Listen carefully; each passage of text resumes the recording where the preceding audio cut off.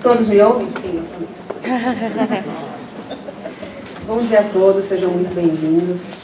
Para mim é uma honra poder participar dessa mesa, né? Poder falar aqui com pessoas tão queridas, com a minha orientadora. É muito bom poder trazer esse assunto e poder discutir um pouco essa questão do suicídio dentro de um congresso de luto e a gente poder trazer, então, essas especificidades do luto por suicídio que a Dani vai tratar depois. Então, eu vou falar sobre pós-venção. Bom, a Dani já me apresentou. Só para contar um pouco para vocês, do Instituto Vitaleri, lá no site do Vitaleri a gente tem uma série de materiais sobre suicídio, luto por suicídio, tudo gratuito. É só entrar no Materiais Online. E a gente trabalha desde 2013 com tudo que tem relação com promoção de saúde mental, prevenção e pós-venção do suicídio.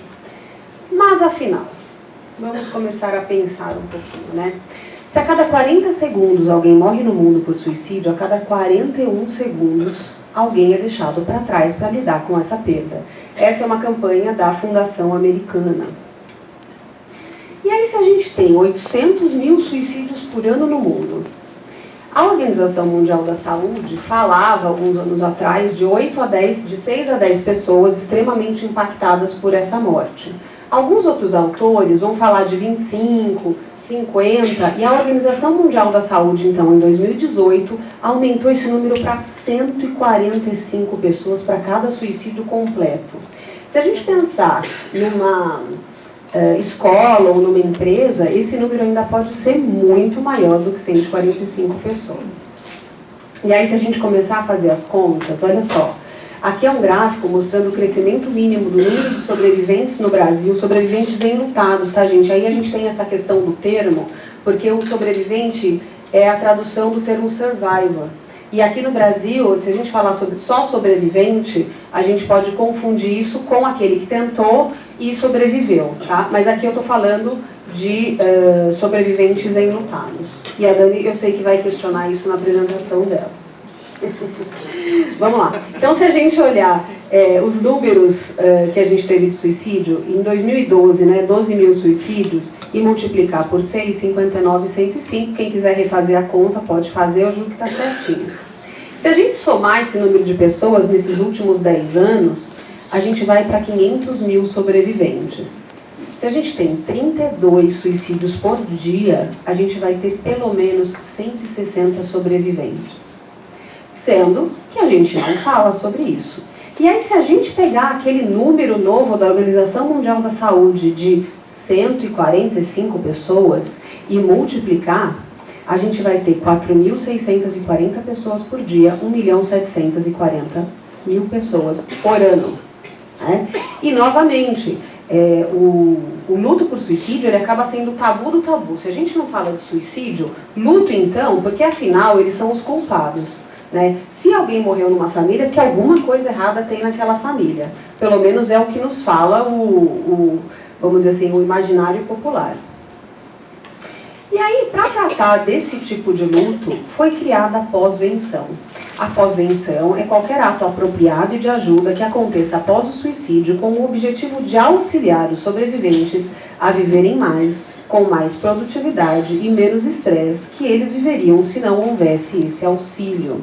Nós sabemos que os sobreviventes têm um índice aumentado de suicídio também, então falamos que pós-venção é prevenção para futuras gerações. Só deixando bem claro, quando a gente fala de pós-venção, a gente está falando do luto por suicídio. Quando a pessoa tentou e sobreviveu, não é pós-venção, continua sendo prevenção, tá? Então, a pós-venção ela vai trabalhar muito nessa relação do suporte ao luto e da prevenção do suicídio entre os enlutados. Nos grupos de apoio do Vitaleri, a gente, assim, eu diria que 90% das pessoas que passam por lá falam que em algum momento pensaram também em suicídio. E a gente acaba lidando muito com a suicidalidade desses membros, inclusive com tentativas entre os membros. E quando você tem um grupo de enlutados que ele já está naquele sofrimento, e aí ele precisa lidar com o sofrimento de mais alguém daquele grupo, quer dizer, vocês imaginam o que isso significa em termos de impacto. Alguns anos atrás eu falava que a pós-venção ela estava no jardim da infância. porque a gente não tinha absolutamente nada sobre pós-venção, ou muito pouco, né? Hoje em dia eu diria que ela já cresceu um pouquinho mais, ela já se desenvolveu, né?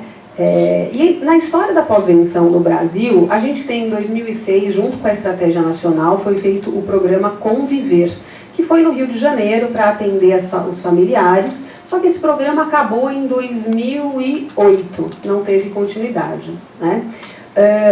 Falamos um pouco mais de pós-venção após a fundação da ABEPS também. Hoje temos mais de 30 grupos de sobreviventes pelo país, grupos de apoio aos sobreviventes. Já vemos que tem um aumento do uso do termo, um aumento do uso de pesquisas nessa área, e temos já grupos virtuais de apoio em plataformas como o Facebook. A gente já encontra esses grupos, mamães que perderam os filhos por suicídio, o grupo virtual de enlutados pelo suicídio. O primeiro trabalho a tratar de pós-venção no Brasil foi justamente a dissertação que eu fiz de mestrado pelo Karolinska, que vocês podem encontrar no site do Vitaleri, é só baixar lá a dissertação, que foi pesquisando o que a gente poderia fazer, se aquele luto era diferente ou igual de outros tipos de morte, e o que tinha no Brasil e no mundo em termos de pós-venção. E eu vou contar um pouco disso para vocês. Só para a gente pensar que, vixe, aqui bagunçou tudo. Será que todo mundo que está enlutado precisa de terapia? Porque como psicólogos a gente tende a achar que a terapia vai ser o salvador, né? Não, primeiro que essa terapia não vai salvar nada, né? Vou contar isso para vocês só em off. E depois que muitas pessoas, quanto mais o luto, quanto mais complicado, mais ela vai necessitar de um atendimento especializado. Mas muitos acabam tendo o que eles precisam dentro do seu processo de luto com os amigos, com colegas, com a igreja, com informações e com os grupos de apoio. E aí, quem conseguir ler tudo ganha um brinde, né? Esse é um dos resultados da dissertação, né? Então, na dissertação, nessa grande pesquisa que eu fiz, eu imaginei um centro de pós-venção nacional. Hoje em dia, depois de muitos anos trabalhando com isso, eu já mudaria, né? O bom da gente pesquisar é que a gente depois revê e repensa, porque eu acho que a gente não funcionaria ter um centro nacional, a gente precisaria ter centros regionais, até porque as características de cada região do país precisam ser levadas em conta, porque elas vão influenciar o processo de luto para aquelas pessoas dentro dessa perspectiva cultural também. Mas vamos lá, isso daqui é para vocês terem ideia de quantas coisas a gente pode fazer dentro da pós-venção. Então, pós-venção não se limita só a um atendimento ao enlutado dentro de um consultório. Calma que eu vou ajudar vocês agora. Olha só, melhorou, né? Então, para contar um pouco para vocês, quais são todos esses serviços que a gente pode ter dentro da pós-venção? Tem o que a gente chama de serviços de alcance, que seria o que a gente chama também de pós-venção ativa. Nós não temos isso no Brasil ainda, ou seja, o IML recebe um caso de suicídio ou a polícia e ele contacta alguma instituição falando, olha, houve um suicídio, essa instituição ativamente vai atrás dessa família para oferecer apoio, né? Isso é feito em muitos outros países pelos próprios sobreviventes, porque muito do que a gente tem hoje no exterior começou com esses pais se unindo para pedir não só mudanças de lei, como exigindo a presença deles em congressos sobre suicídio. Então, hoje, nos congressos internacionais de suicídio, você vê que tem uma parte toda dedicada aos familiares e aos sobreviventes. Porque essa relação entre quem passou e quem estuda é fundamental, né?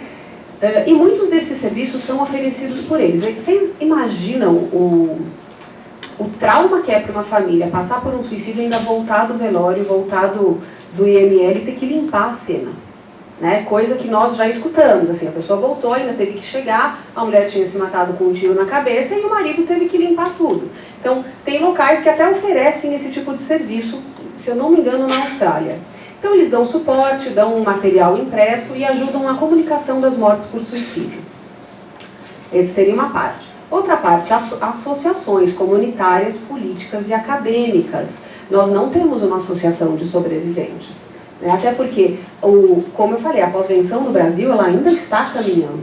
E os sobreviventes, eles de uma certa forma, precisam entender ou serem ajudados a entender que eles juntos têm uma força muito grande.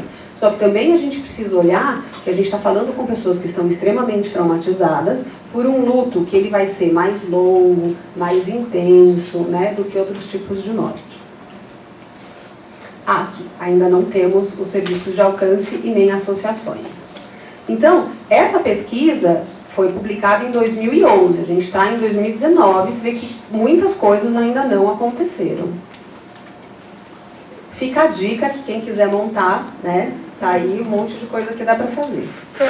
Bom, outro tipo de trabalho que pode ser feito tem relação com os serviços virtuais, o que eu acho que é extremamente interessante num país como o Brasil, que tem um tamanho desse...